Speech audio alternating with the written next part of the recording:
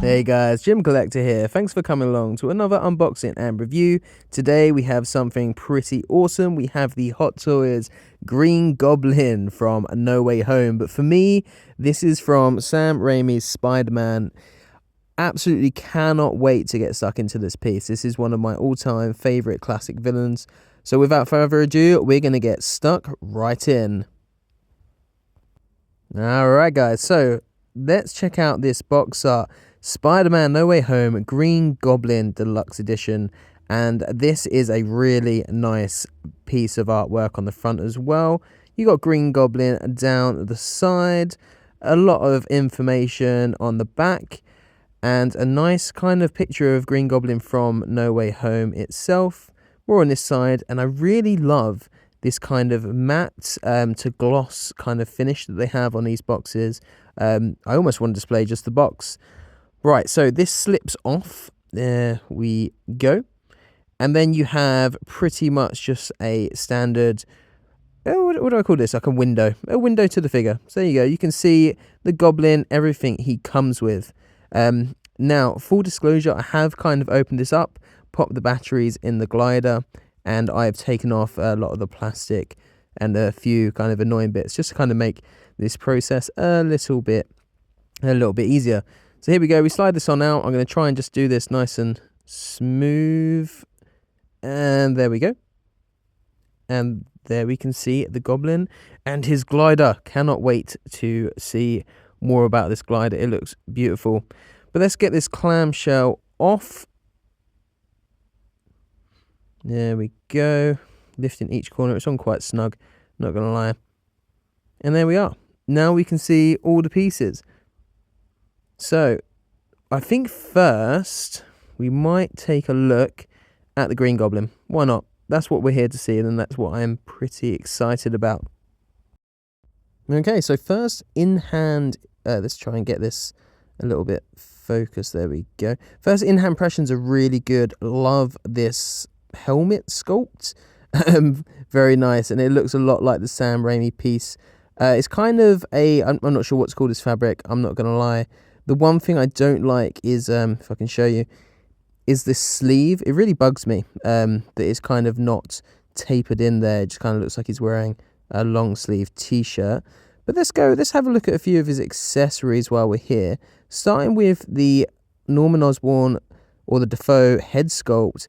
And I have to say, I didn't like this when I first saw it, but now that I have it in hand, I am ecstatic with it. It is brilliant.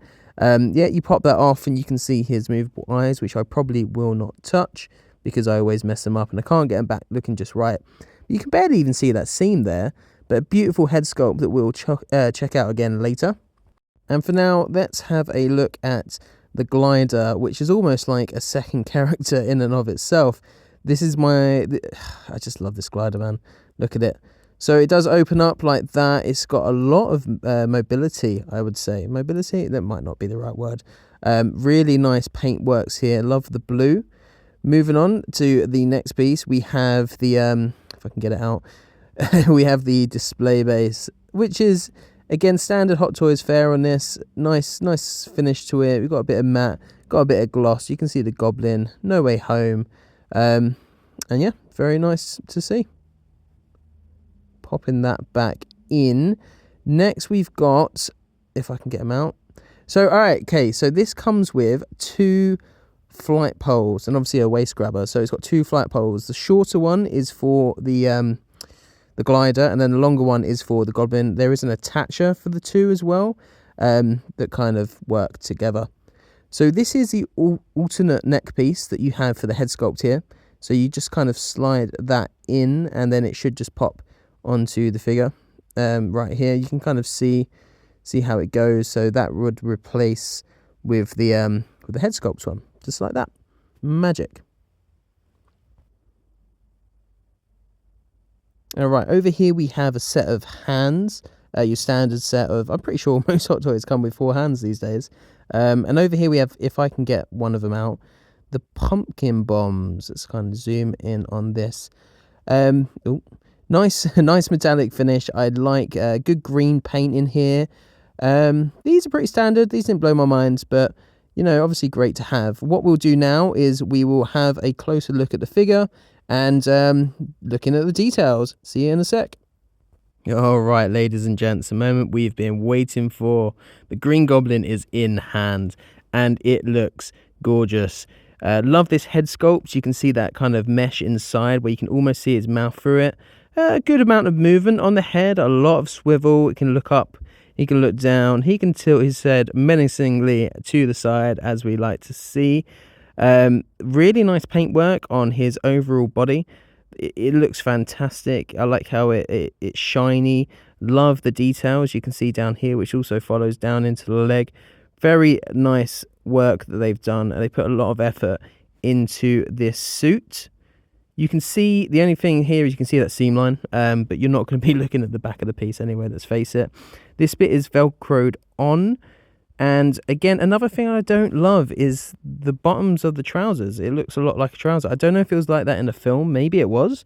It's been a minute since I've watched it, so correct me, but don't love it. And you can see it up here as well. It's just that I believe that wasn't on the Toys Era version.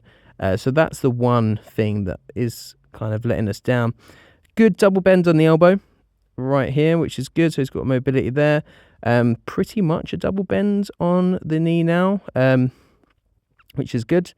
And we can move out to the side. Now his shoulder podrons, I'm not sure, are velcroed on.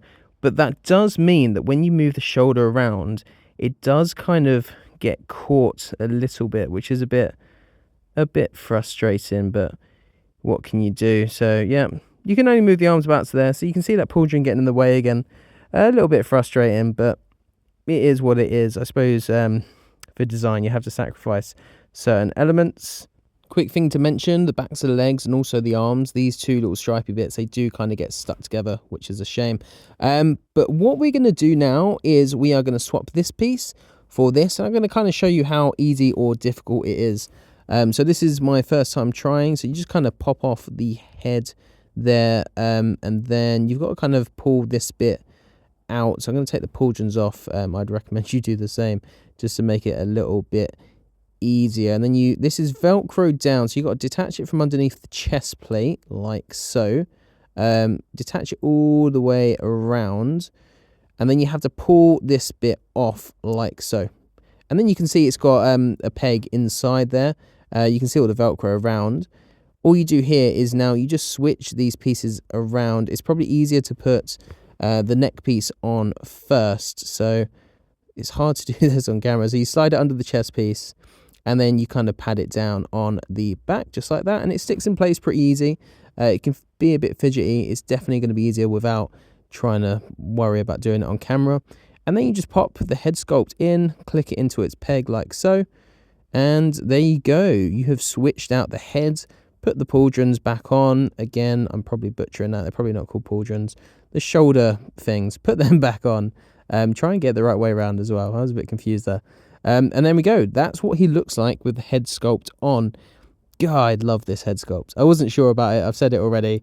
But seeing it in hand, that kind of evil grin looks absolutely fantastic. It really does. What I need to decide is how am I going to display him, with the helmet or with the head sculpt? I don't know. The helmet, I think I might go for.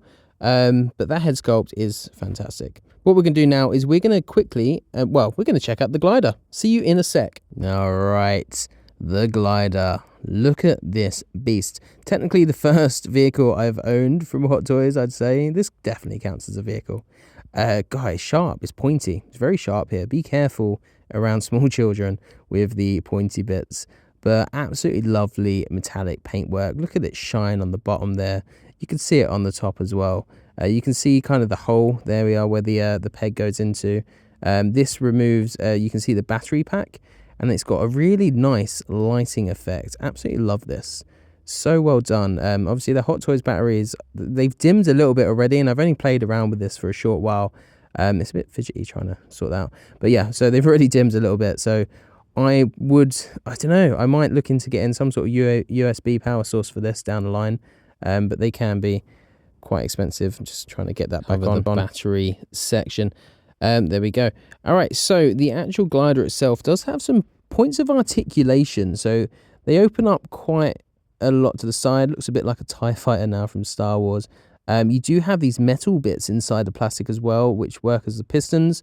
And then these are on ratcheted joints that move up and down, just so you can kind of adjust it and you can get into various poses. It does help when you've got the Goblin on top as well.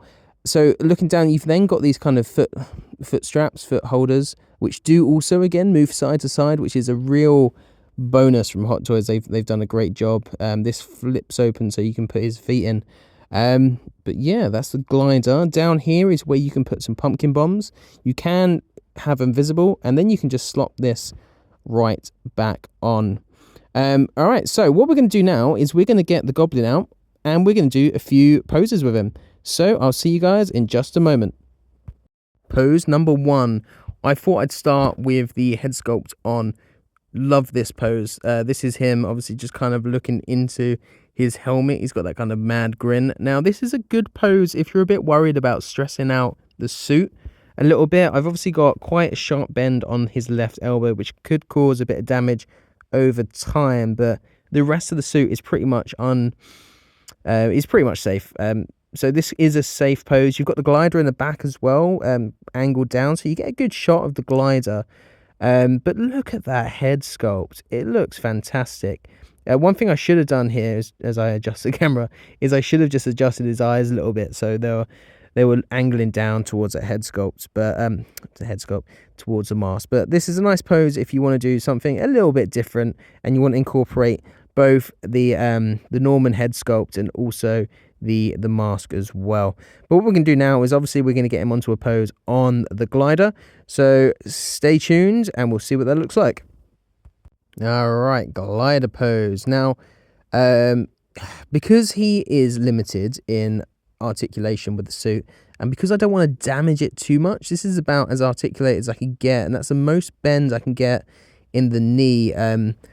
Quite a sharp bend in the elbow again, which means there could be a bit of bunching. Same at the top as well, so that's a little bit worrying. But if you just don't leave him in this pose too long and you move him out, but this is as dynamic as I can make him look on the glider while not also being super stressed out about the joints, which I should probably just get over. But there we go. He does look phenomenal on the glider as well from different angles. Really, really love this pose despite its limitations. It's a fantastic piece and a shelf presence stealer, definitely. Right, we're going to check out one final pose. See you in a sec.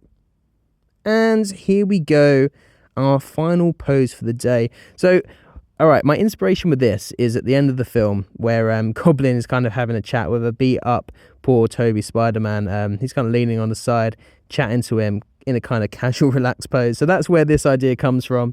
This is probably the safest pose you can get him in terms of not stressing out the suit. So if you are worried about that a little bit and you don't want this to degrade over time, this is a good pose that kind of incorporates the Goblin's character a little bit, but also it incorporates the glider and the just the fantastic mask and his attitude as well.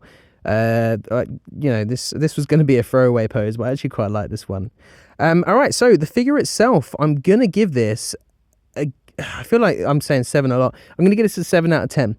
Phenomenal piece. The details are incredible. The glider is out of this world for me. I have limited experience with Hot Toys stuff, but vehicles. But yeah, 7 out of 10. Limits in articulation. I don't like the flappy bits at the end of his trousers and his and the sleeves. But yeah, all in all, a great piece. Guys, stay tuned. Next Sunday, I'll have another video out.